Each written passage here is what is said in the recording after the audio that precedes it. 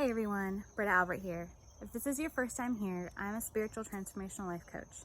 It's my goal for this channel to help you overcome the obstacles that are standing in the way of you living your best and most authentic life.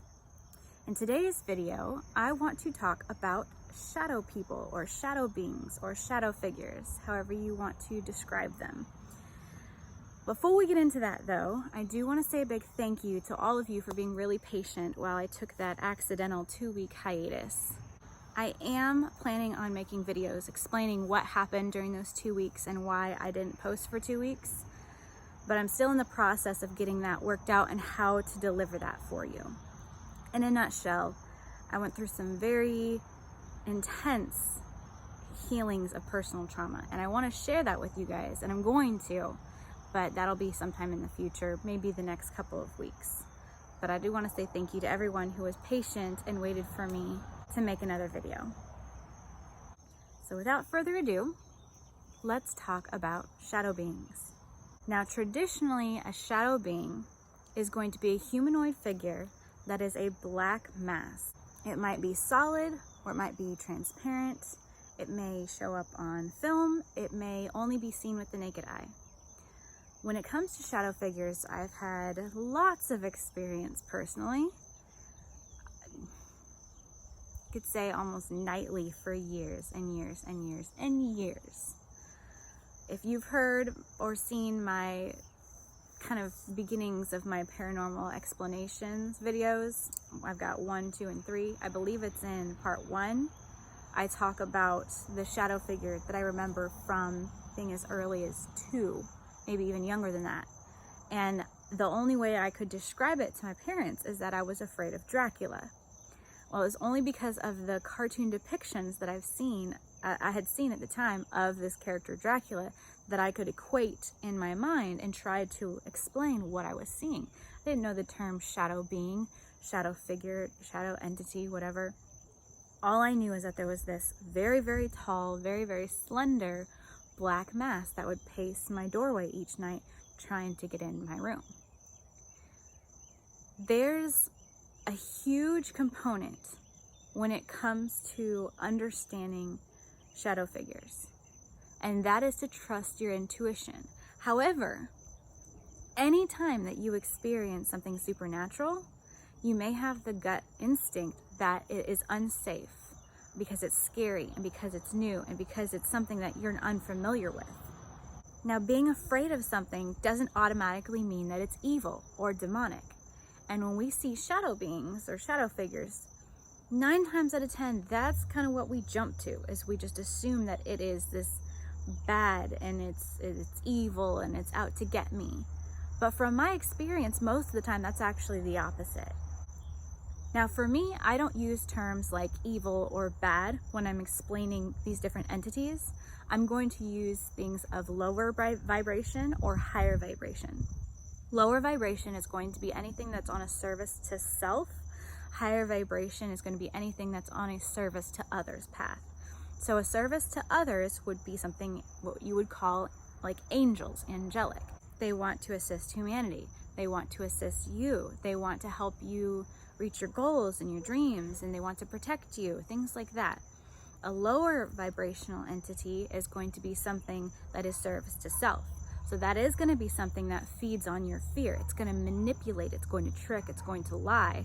And its whole point is to gain what it can from you, essentially feeding off of your fear, feeding off of your negative energy to empower itself and push it further down that negative polarity service to self path, and just kind of jumps around doing what it wants. Any kind of suffering it can inflict on others is ideal for a lower density entity. So why do we see things as a shadow if they're of a higher vibration? Well, most of the time religion and some other people's experiences may teach us that higher vibrational being is going to be a being of light. And when we see a higher vibrational being, we should expect to see a white light or a yellow light or something like that that is very calming, very warm, very loving. And it's not to say that that doesn't happen, but even if you look at the Christian Bible, 100% of the time, when an angel identifies itself to a human, what does it say? Do not be afraid. Now, if you're looking at an angel, why would you be afraid of an angel? Well, because it's terrifying when something shows up out of nowhere. It's terrifying when you're now having to second guess everything you ever thought you knew about life and the universe. It can be extremely jarring to have something like that reveal itself to you. So even though with a shadow being, a shadow figure, it might still startle you and scare you, there's still a part in the back of your mind that says, did I really just see that? Was that a trick of the light? Was that something with my eyes? And we can talk ourselves out of it. The other part is that although it's unknown, and it can be scary because it's unknown, it's also more helpful because it's unknown, because it's not confirming the presence of something.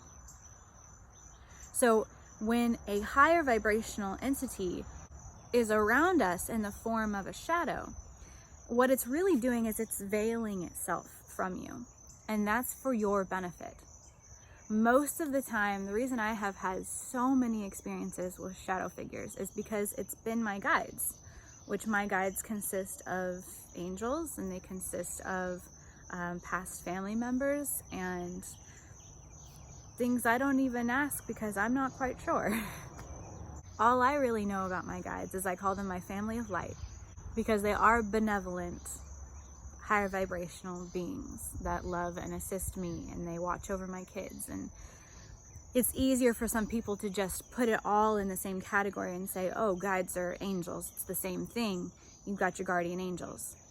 Tomato, tomato, whatever you want to call it. Does not matter to me. I just know I have a group that supports me and watches over me and protects me, and same with my children and my family.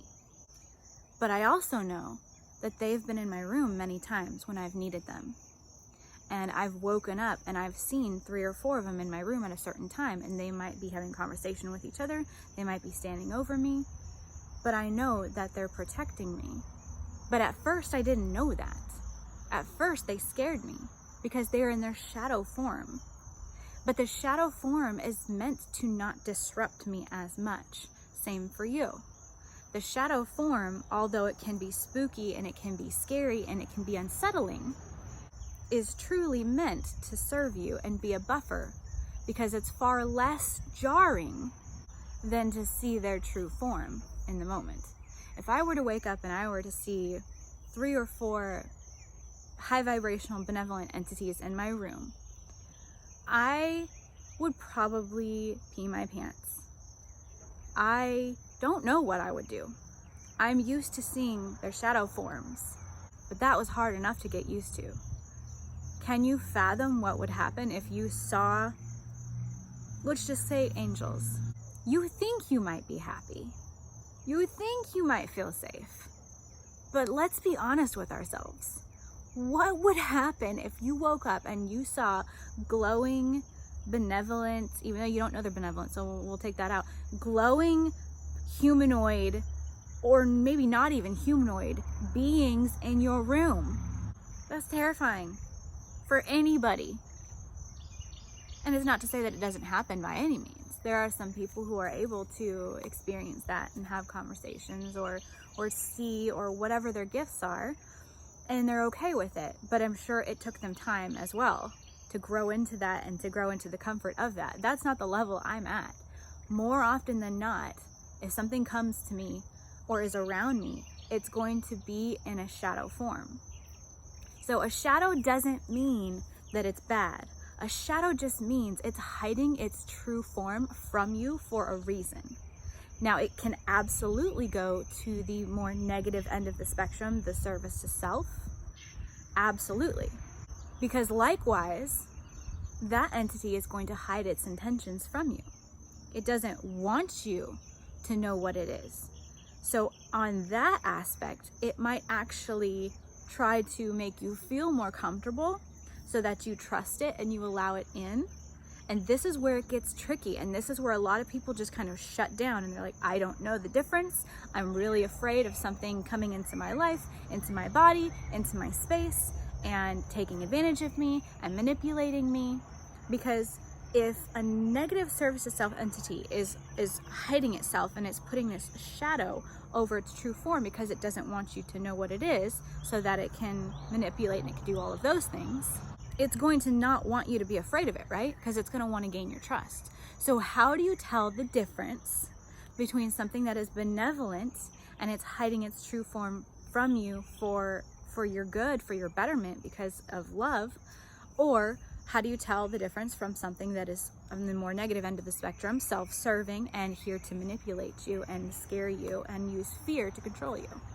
Well, I'm glad you asked. This is where your body comes into play. Your body is miraculous on so many levels. Not just the fact that your body is constantly healing itself. Your body's goal is always highest health. It even fights you for the things that you put into it. It fights against you for the things like inactivity that you don't do. Your body is always working to be its healthiest self to the best of what it has available. Your body also is an energetic, I don't even have a word for it. I'm sure that there's smarter people out there than me that have words for this. Your body has magnetic fields around it, just like everything else. This is not something that is spiritual and woo-woo. There are actual pictures that certain cameras can pick up of the colors of the energetic field of plants, animals, and people. Anything that is alive has its own energetic field. This energetic field, think of it like a computer in a way. It's much better, much more efficient. And what this computer does, this energetic computer around your body, is it reads the data of the environment. It can pick up on the energies within the room. And it doesn't have to be supernatural. It doesn't have to be picking up on the energies of an entity. More often than not, we're able to pick up on each other's energies. That's why I've used this analogy before. That's why you can get into an elevator with complete strangers. And if somebody's in a really good mood, you're going to walk out of that elevator and you're going to be in a slightly better mood and you might not even know why. Same thing, you can walk into a room where there is just a fight and the fight is over, but you feel the tension. You're picking up on all the other energies. So your body does this when you are around entities as well. And what's amazing is you actually have more power and more control when you're facing an entity versus a human. So an entity, they can lie to you, yes. A human can also lie to you, but it's harder to pick up on that energy because there's so many other factors. When you're speaking to a entity that is energy, either on the positive or the negative end of the spectrum, service to self or service to others, when you take away the physical body aspect of it, you're taking away a lot of that complication. And that's why you're able to have more of those telepathic conversations.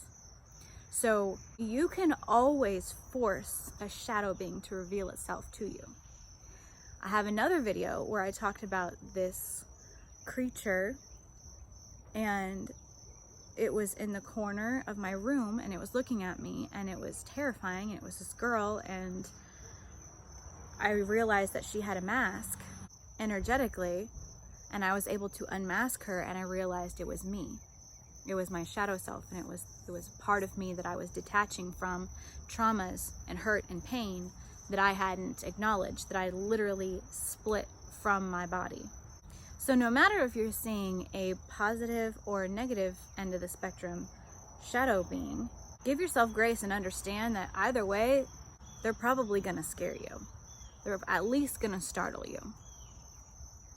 So how do you tell the difference between one, again, that's more the negative end of the spectrum versus the positive end of the spectrum, a lower vibration or a higher vibration? How do we tell the difference? This is where you utilize your body. You utilize that massive energetic computer. If you can overcome the initial shock and fear, you can sit with the energy of that entity and you can unmask it. You may not actually see what's behind that mask, but you'll be able to get a mental picture and understand or feel it somewhere in your body that will tell you the intention of this entity. And also to tell you that they fall into one of two categories, either positive or negative, high vibration or low vibration, that is not a correct statement either. I'm using this just as the basis to explain this phenomena and help you understand that it can actually be both, that it doesn't always mean that it's evil or it's bad. The fact of the matter is that there can be benign shadow beings. There can be what I call echoes. They actually don't have a consciousness associated with them. They're not aware of you. That is what people call residual hauntings. It is an energetic stamp of an event that is just rewound and replayed over and over and over again. And that situation or that shadow being, it can't see you, nor hear you, nor can you interact with it, nor can you disrupt it. It may still catch you off guard, it may fascinate you, it may terrify you, but at the end of the day, it's not actually a consciousness. It's an energetic stamp of a memory that happened. Now, are there other types of shadow beings? Absolutely. As I stated before, some of them may come from our own creation, as what happened with me when I detached part of my pain and my anger and my sadness. Now, the main takeaway when it comes to shadow beings or shadow figures is to remember that there's no real such thing as a shadow being or shadow figure. The shadow is simply a tool used to conceal the identity or the true form of whatever the entity is. So it can be a creation of yours, it can be anywhere on the spectrum of high vibration to low vibration, and everywhere in between. When it comes to the supernatural, what I have learned is the more that I learn, the more I experience, and the more I know, the more I don't know. I don't have all the answers, but I do have a lot of personal experience. So I hope this helped answer some of your questions or curiosities about shadow figures. If you have experiences with shadow figures, go ahead and comment below. Also, if this is your first time here, go ahead and if you like this video, give it a thumbs up, subscribe to this channel, and if there's somebody that you think of that would love to hear this video, please share it with us and help us to continue to grow this community. I love you guys so much. It's great to be back.